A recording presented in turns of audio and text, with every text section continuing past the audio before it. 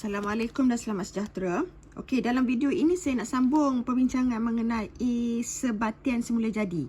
Sebagaimana yang kita dah sebut sebelum ini, okey, mineral terdiri daripada unsur, ya, iaitu unsur dan juga sebatian. Jadi sebatian ni sebenarnya ada terdiri daripada gabungan unsur-unsur. Jadi kalau namanya ferrum 3 oksida, ferrum ni satu unsur, oksida ni sebenarnya datang daripada gabungan ferrum dengan oksigen. Jadi ini unsur. Bila dia bergabung dia dapat sebatian. Untuk hari ni kita nak lihat satu cara bagaimana kita nak tahu bahawa benda itu sebatian melalui eksperimen. Okey, jadi dalam buku teks kamu di muka surat 127 ada satu eksperimen yang melibatkan tindak balas sebatian dengan asid.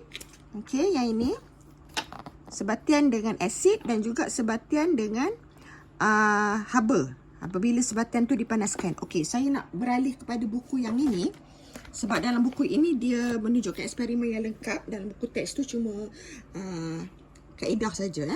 Okey, jadi di sini saya nak terus bincang bagaimana kita dapat hasil lepas kita buat eksperimen itu. Okey, jadi di sini, okey, daripada senarai sebatian yang ada dalam buku ni, salah satunya hari itu kita dah sebut kalsium karbonat adalah gabungan kalsium, karbon dan AT ni oksigen. Jadi kalsium karbonat. Okey, jadi bagaimana kita nak buktikan bahawa sebenarnya kalsium karbonat ini terdiri daripada gabungan tiga bahan ini. Okey, jadi kan sebenarnya bahan-bahan di dalam kalsium karbonat ini boleh diurai, okay, ataupun dipecahkan semula apabila kita mencampurkannya dengan asid ataupun apabila kita panaskan kalsium karbonat tersebut. Okey, kita tengok satu-satu. Okey, yang pertama kita tengok tindak balas kalsium karbonat tu dengan asid. Yang kedua, tindak balas kalsium karbonat bila dipanaskan. Okey, kita tengok yang pertama dulu. Tindak balas dengan asid. Okey, macam mana kita buat? Caranya adalah dalam satu tabung didih P ini, kita masukkan kalsium karbonat. Ya, sebatian tadi. Dan dengan asid. Asid yang digunakan di sini adalah asid hidroklorik cair. Okey. Asid apabila bercampur dengan kalsium karbonat ini, asid hidroklorik tadi, dia akan bertindak balas dan dia akan mengeruhkan air kapur. Dia akan mengeluarkan satu gas yang menyebabkan air kapur ini menjadi keruh. Okey. Air kapur menjadi keruh ini sebenarnya adalah satu sifat untuk suatu gas yang mana bila gas itu bercampur dengan air kapur tu akan jadi keruh. Sebab asalnya air kapur ni jernih. Okey. Jadi kalau kamu ingat balik, kamu pernah belajar, satu gas yang boleh mengeruhkan air kapur adalah karbon dioksida. Okey. Jadi kalsium karbonat bila bercampur dengan asid cair ni, hidroklorik cair ni, sebenarnya dia akan menghasilkan gas karbon dioksida yang boleh mengeruhkan air kapur. Okey, cuba kita tengok dekat bahagian sini ya. Persamaan tindak balas dia. Okey. Kalsium karbonat apabila bercampur dengan asid hidroklorik tadi, dia menghasilkan kalsium klorida, karbon dioksida dan air. Okey, kalau kamu tengok dekat sini, kita dapati kalsium ini dia telah kalsium karbonat ni bila bercampur dengan asid hidroklorik ini, dia telah membebaskan satu gas karbon dioksida. Dan karbon ini tadi sebenarnya berasal daripada sebatian karbonat ni. Kan sini ada karbon.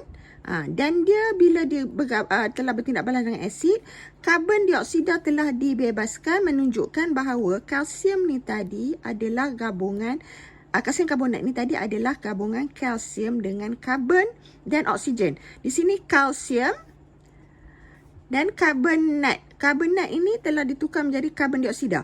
Okey, kenapa kalsium ni jadi kalsium klorida? Sebab kalsium ini bila bergabung dengan asid, kalsium tadi bergabung dengan bahagian klorik ni. Kalsium klorida. Okey, karbon dengan oksigen menjadi karbon dioksida dan air ni datang daripada mana? Bahagian hidro ini membentuk air. Itu sebenarnya bukanlah secara tepat yang menerangkan persamaan tindak balas ini. Cuma saya nak bagi awak faham bahawa bagaimana kalsium tadi bila bertindak balas dengan asid, dia dapat kalsium klorida Klorik ni dia jadi klorida. Karbonat ni adalah terdiri daripada karbon dan oksigen. Jadi dia jadi karbon dioksida. Oksigen ni oksida kan? Dan air itu sebenarnya datang daripada hidroklorik tadi. Okey. Sebenarnya secara kimianya tak berapa tepat apa yang saya cakap ni. Cuma saya nak awak nampak di mana datangnya kalsium klorida, karbon dioksida dan air itu. Okey. Dan itu yang pertama. Jadi di sini kita nampak bahawa kalsium itu sudah bergabung dengan satu unsur yang lain. Dan bila dia bergabung, dia dapat kalsium karbonat. Okey. Kemudian, untuk yang kedua, okey. Kalau kalsium karbonat ini dipanaskan, sesuatu yang dipanaskan ni sebenarnya kita menggabungkan, apabila kita panaskan sesuatu sebenarnya ia melibatkan oksigen. Kan? Jadi bila kita bakar sesuatu sebenarnya dia melibatkan oksigen.